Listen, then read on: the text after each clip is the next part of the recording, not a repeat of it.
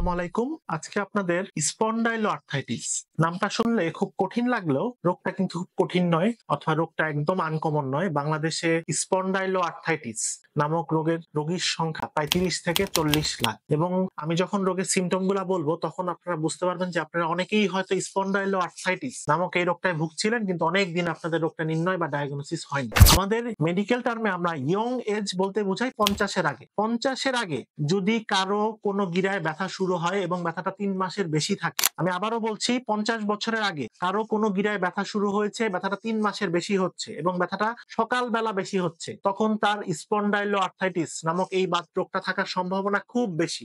স্পন্ডাইলোআর্থ্রাইটিস নামক বাতের কিছু লক্ষণ আমি এখন বলছি। কারো অল্প অল্প করে ব্যথা শুরু হচ্ছে, কোমরে, হাঁটুতে, পায়ের গোড়ালি, এই বড় বড় গিরাগুলোয় ব্যথা শুরু হচ্ছে। ব্যথাটা আস্তে আস্তে শুরু হয়ে আস্তে আস্তে বাড়ছে, ধীরে ধীরে ব্যথাটা বাড়তেছে এবং সকালবেলা ব্যথাটা খুব বেশি হচ্ছে এবং যত দিন গড়াচ্ছে ব্যথাটা আস্তে আস্তে কমছে। রাতে আপনার কোনো ব্যথা থাকতেছে না, কিন্তু রাতে যখন আপনি ঘুমাচ্ছেন, কিছুক্ষণ রেস্ট নিচ্ছেন, তখন ব্যথাটা আবার বেড়ে যাচ্ছে, সকালে হচ্ছে। প্রথম দিকে আপনি ব্যথাটায় কোনো ধরনের গুরুত্ব দিচ্ছেন না, কিন্তু যত দিন যাচ্ছে আপনার ব্যথাটা অসহ্য হয়ে যাচ্ছে। এই রোগটাই সাধারণত স্পন্ডাইলোআর্থ্রাইটিস নামক বাত রোগ আমরা বলে থাকি। এই রোগটার এই জাতীয় লক্ষণ ছাড়াও আরো কিছু লক্ষণ সাথে হয়ে থাকে, যেমন কারো কারো ক্ষেত্রে এই বাত ব্যথার সমস্যার সাথেও পেটে কিছু সমস্যা বা ক্রনিক ডায়রিয়ার সমস্যা হয়ে থাকে। কারো কারো ক্ষেত্রে চামড়ায় সোরিয়াসিস বা অতিরিক্ত খুশকি থাকা, এবং কারো কারো ক্ষেত্রে কয়েকদিন পর পর চোখ লাল হয়ে যাওয়া, এই জাতীয় সমস্যাও থাকতে পারে।